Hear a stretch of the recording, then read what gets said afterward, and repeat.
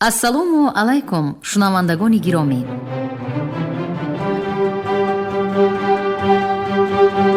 ба таваҷҷӯҳи шумо идомаи силсила гуфтори хонишҳои бадеӣ аз рӯи рамани сегонаи нависандаи халқии Тоҷикистон Ҷалол Икромӣ, духтари оташ, 12 дарвозаи Бухоро ва тахти вожгон.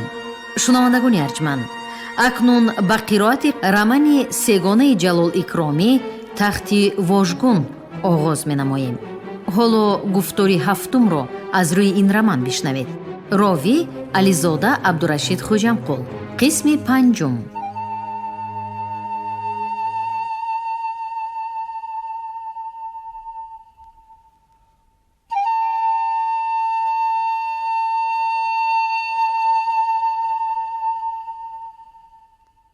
دخترش حلیمه مهربان، زنش زهربانو او را نوازش می کردند، سرابانی می کردند، خوراک‌های موافق طبعش پخته می دادند. انا من گفتن بقا جان تمام صحت و تندرست شد، فقط پایش می لنگید و دستی راستش درست کار نمی کرد. اکنون درباره موزه دوزی فکر کردن هم ممکن نبود. با این دست و با این پنجه اسباب گرفته چرم بریده نمی شود. پس چی باید کرد؟ بقا جان هنوز پیر و برجامانده نشده است. وی باید به خود یگان کار یابد. از یگان جا برای میده خرجی درآمدی چکیده ایستد. به دست زن و دختر نگران شده ماندنی مرد جایز نیست. هرچند که زهربانو خدمتی ناظر افندی را کرده به خانه خوراکی می کشاند، لیکن تنها به همین قناعت کرده نشستن مرد کمال نادانی است. اداره تأمینات اجتماعی به وی همین وظیفه سرایبانی را یافته داد. این سرای به اداره اوقاف تعلق دارد. به وی هر ماه 100 تنگه می دهد. کفایه کار هست، کاری سبوک. هر پگاه سحر قطی برابری حمام بوغ به سرای می آید. حمام های بخارا تخمینا در ساعت 5-6 سحر بوغ کرنه زده درباره به کار سر کردن حمام خبر می دادند. مؤلف: هر پگاه سحر قطی برابری حمام بوغ به سرای می آید، فانوس را در می گیراند. بزیر سابات که به آنجا خر می بندند نیز یک پیلسوز را در می گیراند و در سرای را کلان کشاده می ماند. فرصتی نگذشته قراری ها آمدن می گیرند. بعضی ها به وی یک نیم کاسگی قیماق، بعضی ها یک کاسه شیر، بعضی ها چکه، قروت و تابستان ها میوه و غیر سوغاتی ها می آورند و خرهای خود را بسته می روند. بقا جان چای جوش را به بالای آلو می ماند. چای کبودی تلخ را دم کرده با 2-3 تاها همراه نانوشته می کرد و بعد با کاری سرایبانی مشغول شده می نشست. پس از تمام شدنی بازاری شیر و قیماق، چاشتگاه در سرای خر و اسب کم می ماند. وی طی سابات را رفته اندک تازه می کرد و باز به بالای کت می براید و کوچه را تماشا کرده می شیند. بعضن با حیوانات بی زبان تنها به تنها ماندن هم بد نی. یک قسم خر و اسبها از یک قسم آدمها 1000 بار بهترند. آنها باری صاحبشان را می بردارند، خودشان را می بردارند و یک کف جو و یا کاهی خشک قناعت کرده در سرای راه صاحبشان را پاییده می شینند و صاحبشان که آمدند آوازی نرمی برآورده او را تبریک می کنند. گاهی 2 خر 2 رفیق به هم نزدیک می شوند. به زبان حال به همدیگر سخنهای بسیاری می گویند. یکی شکایت می کند که در زیر پالان پشتش یغیر شده است. دیگری می گوید که از بسیار راه گشتن پاها و شانه‌هایش به درد آمده است و آنها شانه‌های همدیگر را با دندان آهسته آهسته می خراشند و با همین به درد همدیگر کمی هم باشد دوا کردگی بر این می شود. اسب طروق پینک رفته ایستاده، مینه ای را که از بالای ثغره او پشم کنده به خانه اش می برد نمی راند. مایلش می گوید کندن گیر، برای بچه های اوریان خود جای خوابی نرم و گرم تیار کن. پشم من باز می روید. گاه همراه صاحبش سگی گوش و دم بریده هم می آید. سگی با وفا به فرمان صاحبش گوش می دهد. به زیر کت یا کنجی راه رو می خزد و تمشقش را بروی پاهای پیشش گذاشته پینک می رود. هر چیزی که به قاجان به وی انعام کند، نان، استخوان، یندوق، ناز نکرده می خورد و با چشمانی پر از میغ به سرایبان نگاه کرده دم می جنباند. بلی سگ نغزی کس را هیچگاه فراموش نمی کند. از دست کس یک پارچه نان خورد به عوضش وفا و مهر نشان داده تا می تواند خدمت می کند. خدمتی سگ به آدم چی می شود؟ پاسبانی، خودی صاحبش مال و ملک صاحبش را از بدقصدان مدافع کردن. این بد نه. پاسبانی کردن کاری کلان است. آنه به قاجان هم پاسبانی می کند. عسکرها هم مملکت را پاسبانی می کنند. این کاری کلان است. بی پاسبان در این روزهای ما هنوز آسودگی نیست. لیکن آسودگی به قاجان را درست پاسبانی می کردگی کس نیست. اقلا یک سگ نیست. زن و دخترش خودشان به پاسبان محتاج. بلی اگر وی پاسبان می داشت امروز به این حال به این ورطه نمی افتاد. داد از دست بی کسی. این آدم هایی که بگرد و اطرافتان می گردند، بعضا لافی دوستی می زنند، همه از زبان بازند. کسی حقیقی، کسی دلسوز و فداکار را یافتن مشکل است. بلی وی هنوز هم فراموش نکرده است و شاید هیچگاه فراموش نمی کند. استاخانه موزدوزی به قاجان در حولی بیرونش بود. فقط یک شاگرد داشت. صبح بر وقت شاگردش آمده دری استاخانه را می کشاد، می رفت، می غنداشت و به کار می نشست. به قاجان در حولی درون ناشتا کرده می برآمد و به کار سر می کرد. تا خودی پیشین تا به نیم روز از کار سر نمی برداشت و هیچ کس آمده به او خلل نمی داد. اما پس از نیم روزی وقتی که سایه می گشت، یکی از پسی دیگر جوره ها، گپخورها، بیکار خواجه های لافزن آمدن می گرفتند و صحبت سر می شد و کار سست می رفت. شاگردش هم کار کرده نمی توانست. چای دم کرده بیار، از نانوای نانی گرم بیار، انگور بیار، خربوزه بیار، قند بیار. و خواجانی گلدست هر چقدر کار کند هم روزگارش چندان سیری و پوری نبود. بسیار وقت از بقال و از نانوای قرضدار شده می ماندند. در بین آنهایی که به استاخانه آمد و رفت می کردند، یک نفر ملا بچه قشاقی بود که گاه در وقتهای کس نبودن آمده صحبتهای عجایب کرده می رفت. باعث آشنایی آنها همین شد که روزی به قاجان به بازار برآمده یک قرآن خریدنی شد. جوره ها مصلحت داده بودند که البته در طاق استاخانه وی یک نسخه قرآن باشد به خاصیت می شود.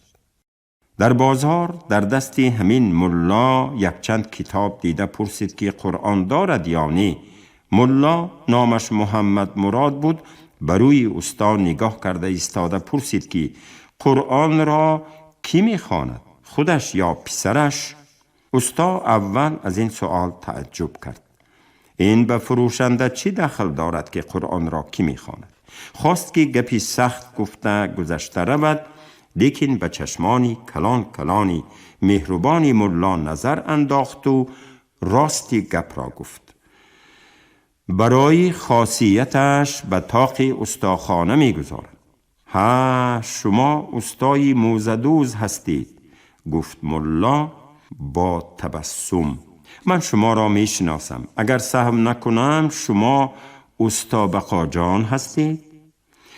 استا به آن مردکی میان قدی نظرناگیر نگاه کرده ایستاده، هم از مردم شناسی او در حیرت شد و هم از شهرت خود کمی بالید.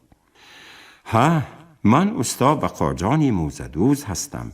شما از کجا می دانید؟ استای گلدست را همه می شناسند، گفت با روی کشاد محمد مراد. نباشد از من انا این قرآنی لوح داری دستخط به شما یادگاری گیرید. نرخش چند؟ من یادگاری گفتم کو؟ گفت ملا محمد مراد. گیرید، پول در کار نی.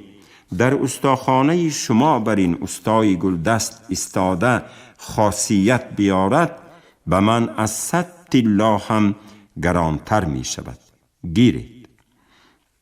استا قرآن را گرفت، ولی تأکید کرد که ملا البته به دکان وی بیاید یک پیاله چای خورده رود. چندگاه از ملا درک نشد. بعد یک روز ناخواست با پسرچش از در آمده آمد. چند وقت ناتاب شدم، گفت وی، آمده نتوانستم. امروز پسرچه هاشا کوچه می رویم تماشا می کنیم، گفته نماند. خیر گفتم و به اینجا گرفته آوردم. و خواجان خرسند شده پدر و پسر را نوازش کرد، با چای و نانی گرم و حلوای لوز ضیافت کرد. در اثنای صحبت دید که پسری ملا محمد مراد در پایش چیزی می پوشیدگی ندارد، یک کفشی دریدگی. و خواجان دویده از جا برخاست و از رفی بالای سرش یک موزچه خوشروی خرام را گرفته به دستی پسرچه داد. گیر پسرم، از من به تو هدیه، گفت وی با خرسندی و به دلش 100 شکر می کرد که خدا او را در نزد ملا قرضدار نماند. این کاری او را دیده شاگردش چشمانش را چلک پلک کرد و چیزی گفتنی بود، اما زهر چشم استا او را به خاموش ماندن مجبور کرد. پس از رفتن ملا محمد مراد و پسرش، شاگرد طاقت نکرد و گفت: استا، موزچه با فرمایش قراول بیگی دوخته شده بود کو؟ پسری قراول بیگی باز 2-3 روز صبر کند پای لوچ نمی ماند. لیکن قراول بیگی ها نگفته برای گرفته بردن موزچه آمده ماند. 3 روز شد یک موزچه تیار نی. این چی بیمزدگی؟ گفت دوغ و پوپیسه کرده. تیار شده بود، گفت استا، لیکن چرمش ویران برآمد. قالب زده بودیم که دریده رفت. ضرر ندارد، 2 روز بعد آمده گیرید. خودم از سرای رفته برای شما چرم خرامی بیدانه خریده آوردم. قراول بیگی آتشین شده باشد هم قهرش را فرو برده رفت، ولی آشنایی ملا محمد مراد باقی ماند. و در هر باری آمدنش یک کتاب پند و نصیحت‌های نغز و صحبت‌های عالی جناب کرده می رفت. باری در اثنای صحبت گپ را به سری دوستی و رفاقت آورده گفت: شیخ سعدی شیرازی گفتند توان شناخت به یک روز در شمایل مرد که تا کجاش رسیده است پایگاهی علوم، ولی زیباتینش ایمین مباش و غره مشو که خبث نفس نگردد به سالها معلوم.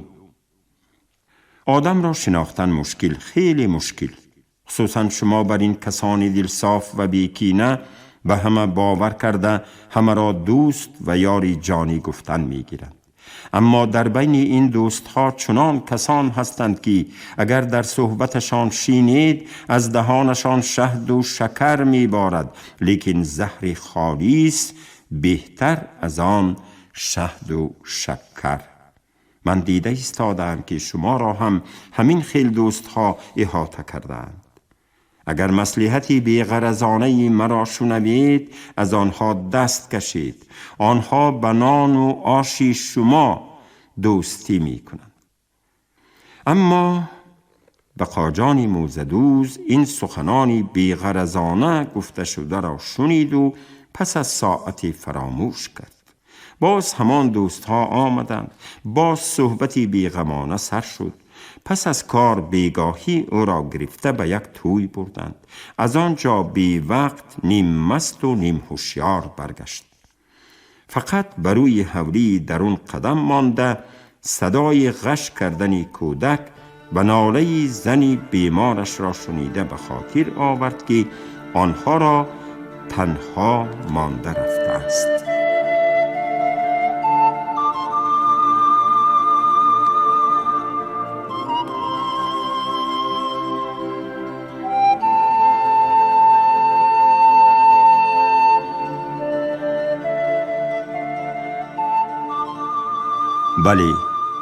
بله به مردن زنش تا یک درجه وی خودش سببگار است.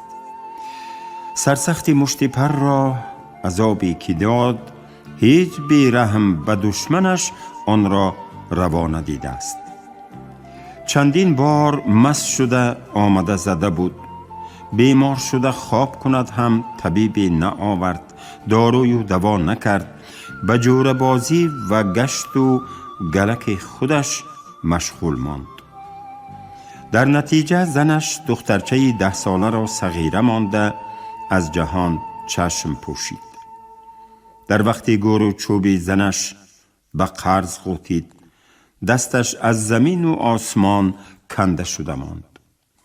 در آن روزهای سخت جوره ها هم از وی رو تافتند. یگان تاش اقلن به حال پرسی نآمد. استا بخاجان خودش کسل شد، دکانش را بست، به غم و اندوه گرفتار گشت. اما جوره ها یاری ندادند. باز خدا خیری همان ملا محمد مراد را دهد که او را تنها نماند. از دستش گرفت، داروی و دوا داد. دخترچه او را به خانه‌اش گرفته برد. خودش را طبابت کرده به حال آورد. بخاجان جوان بود. از مهنت و کار رو نمی تافت. در برابر جان گرفتنش به کار سر کرد.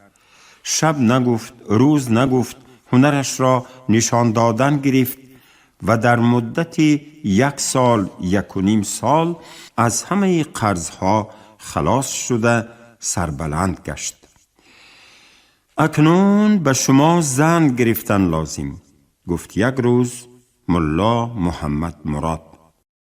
دخترچه تان را نگاه و بین و تربیه کند، به دست شما آب طهارت دهد، خاندانتان را سرشته کند. لیکن هوشیار شده زن گیرید. مبادا به زنی نابابی شتاه و دامن به سر گرفتار نشوید که از این خیل زن داشتن بی زن گشتن 100 اولا. بخاجان این مصلحت عاقلانه را با دل و جان قبول کرد. لیکن این کار آسان نبود. زن مال نبود که کس از بازارش رفته خوش کرده گیرد. خدا به میان روان انصاف دهد. اگر آنها خواهند البستی را پری گفته آورده به آغوش مردک می پرتاید. به هر حال بقاجان خیلی دقت کرد، پرس و پاس نمود و با مصلحت بسیار زن گرفت. روزهای اول زهربانو به او خیلی معقول بود. زنی دلکش، کارکن، خوشفعل و شیرین زبان هستی او را پیچانیده گرفت و او خودش را خوشبخت می شمارید. اما بعدتر معلوم شد که زهربانو سبوکی ها هم دارد، شرم و حیایش کمتر و نه همیشه گفته های شوهرش را بجا می آرد.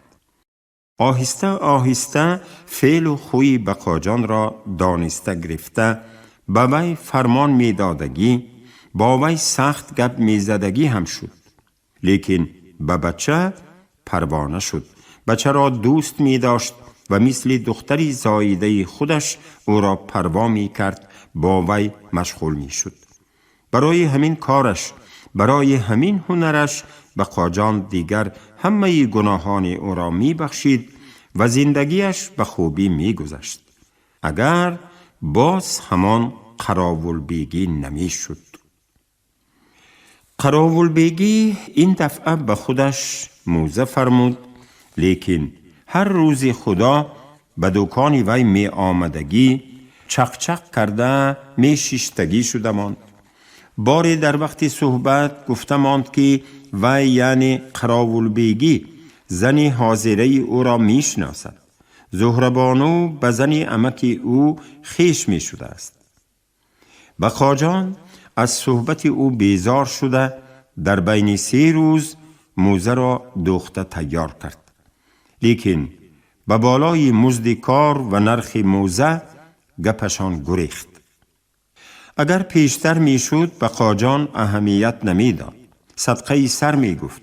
لیکن در آن دم وی به پول محتاج بود و هر یک تنگه به حساب بود. قراول بیگی باشد دغلی کرده قریب نیمه حق موزه را نمی داد. نهایت به میانه 2-3 کس از جوره های بقاجان در آمدند. در آن حال قراول بیگی در نزد همه خنده کنان، تمسخر کنان باقی مانده پول موزه را برآورده پرتافت و گفت: گیر حلالت شود. نرخ موزه اینقدر نباشد هم میلش. من از زهربانو قرضدار شده مانده بودم. این را شنید و زمین و زمان به نظر بقاجان تاریک شد. معنای سختی حقارت آمیز سخن قراول بیگی خانه و جای او را آتش میداد میلش بود. لیکن در نزد مردم، در نزد این دهن کلان ها او را دیوس گفته حقارت دادن، زنی او را به میان در آوردن، مناسبتی رذیلانه خود را بر اعلا اعلان کردن، این از حد وزنین است. به این طاقت آوردن ممکن نیست. ممکن نیست. ممکن نیست. بقاجان در یاد ندارد که چطور از گریبان قراول بیگی گرفت و چطور اسکنه تیزی چرمبوری را به سینه پرکینه او زد. همین را در یاد دارد که چی فریادی او را به هوش آورد. نگاه کرده دید که در اطراف کسی نیست، همه گریخته رفتند و قراول بیگی با فرش خانه برابر شده به خون خود آغشته گشته است. در نزد او از کجای ملا محمد مراد پیدا شده است؟ کاری خوب نشده است، می گفت وی. اکنون یگانه علاج گریخته خلاص شدن است. همین حاضر گریزید، به سمرقند روید، تبعه روس شوید. من از زن و بچه شما با خبر می شوم. ملا محمد مراد به حال و جان او نمانده از دری پرتو گرفته برآورد و با تنگکوچه های و پسکوچه ها گذرانیده از کجا اسبی را یافته داد و براهی دور، براهی سخت، براهی گریزگی رهنمون گشت. حالا کجا باشد آن مردی فرشته مزاج؟ کنی وی که باز به درد و علمی بقاجان مرهم دهد و به او یار گردد. بقاجان آهی چقوری کشید و سر برداشته به اطراف نگاه کرد. روز بیگاه می شد. آفتاب به طرف غرب خمیده بود. اکنون سرای را بسته به خانه رفتن ممکن. وی از جا برخاست و اول طی ثبات را از اخلاط تازه کرد. رفته بعد از پیش کت گذشته به کوچه برآمدنی شده بود که چشمش به قطی کاغذ پیچ افتاد که در یک کناری کت می ایستاد. در قطی یک سربندی ابریشمی شلشله‌داری بود که داماد شونده از سمرقند برای حلیمه سوغاتی آورده بود. بقاجان می خواست که درباره حلیمه، درباره توی، درباره جنجال‌های دیگری که با دو جان شدن حلیمه به میدان آمدنشان ممکن بود فکر نکند. لیکن این قطی، بقاجان قطی کاغذی را از بالای کت برداشت و به بغلش گذاشت و پس دری سرای را قلف کرده از راه کلان به سوی لب حوض دیوان بیگی به راه درآمد. قطی در بغلش خلای بقین بود. این قطی از داماد شونده یادآوری می کرد. بیست به تی بغلش می رسید و هوشیار شو، تو و دخترت بیناموس شدید، بیناموس، بیناموس، بیناموس می گفت. ولی امروز از طرف داماد شونده کس آمده بود برای تاریخ جواب لعلی فرستاده شده او را سرزنش کرد. نغز نه، مردک به امید به آستانه شما نگران است. امروز پگاه گفته یک مسلمان را گرنگ کرده گشتن از انصاف نی. هر کس هم به قدر حال خود کار و کاچال دارد. اگر می شده باشد گویید، مردک ترددش را کند. اگر نمی شده باشد ویش گویید که مردک از جای دیگر تردد کند. بقاجان هزار عذرهای دروغی آورده باز یک هفته دیگر فرصت طلبید. اکنون پس از یک هفته سفیدی باید داده شود، یعنی برای فاتحه اجازت داده شود. اما حلیمه دو جان شده است. حلیمه آبروی و عزت پدر و مادرش را به زمین زده است. حلیمه دنیا را به بقاجان تنگ کرده است. اگر انصافاً فکر کنید گناه به حلیمه هم نیست. کی می داند؟ شاید دختری بیچاره را اول ترسانیده بعد فریب داده به ناموسش رسیدگیستند. حلیمه دخترکی ساده به گپ مردکی بی انصاف و ظالم باور کردگیست. اکنون می ترسد حتی به پدر و مادرش هم نام آن ظالم را نمی گوید. بلی او را ترسانیدگی، سخت ترسانیدگی، چنان ترسانیدگی که دختر به مردنش راضی لیکن نام او را نمی گوید. چرا آدم ها اینقدر ناانصاف، اینقدر بدکردارند؟ وقتا که بقاجان در کرمینه موزه‌دوزی می کرد به هیچ کس کاری نداشت، به هیچ کس بدی کردن نمی خواست. عقیده وی همین بود که هر کس هر چی کار کند اختیارش، حتی نسبت به خود او بی انصافی کنند هم میلش. خدا جزای بد را می دهد، سزای نیک را هم. لیکن وقتی کار به جان و کار به استخوان رسیده بود نتوانست به مقابل ظالم قیام کرد و حتی یراق به دست گرفته جنگید.